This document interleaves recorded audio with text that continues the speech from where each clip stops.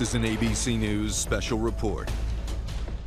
Good afternoon. I'm Whit Johnson in New York. We're coming on the air at this hour with breaking news, and it is sad news. Former First Lady Rosalynn Carter has died. She was 96.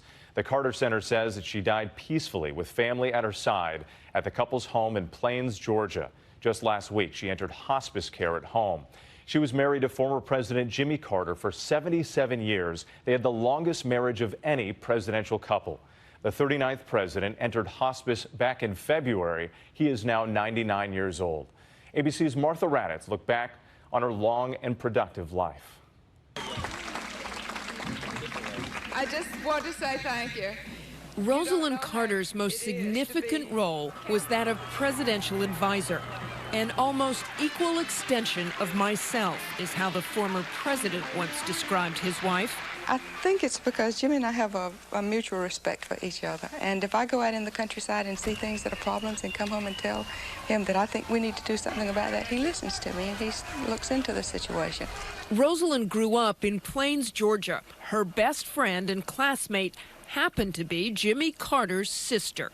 So when Jimmy was home from the Naval Academy in the summer of 1945, they went out. And the story goes, he announced to his mother that Rosalynn was the girl he intended to marry. A year later, they tied the knot. At first, she was a traveling Navy wife, and when Jimmy's father died in 1953, they moved back to Plains to run the family peanut business. He ran the warehouse, she kept the books. The couple had 3 boys by the time daughter Amy was born, when Rosalynn was 40. ABC's Barbara Walters spoke to the Carters in 1976. I felt that it was my greatest accomplishment. In 1962, Jimmy Carter was first elected to the state Senate, later to the governor's office. When her husband decided to run for the presidency, my name is Jimmy Carter, and I'm running for president. Rosalynn campaigned nonstop, visiting 41 states. We don't do well with political machines, but we do well with the people. That's why you're so important to us. Impressed with her combination of self-discipline and Southern charm, reporters nicknamed her the Steel Magnolia.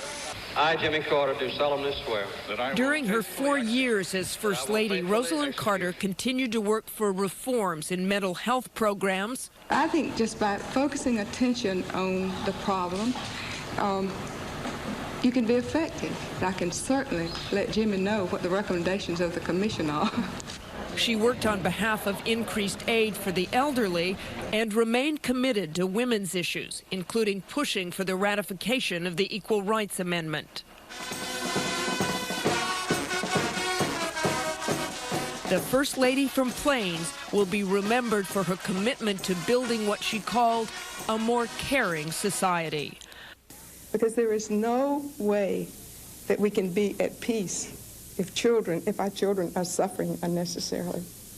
And so peace means more than just the absence of war.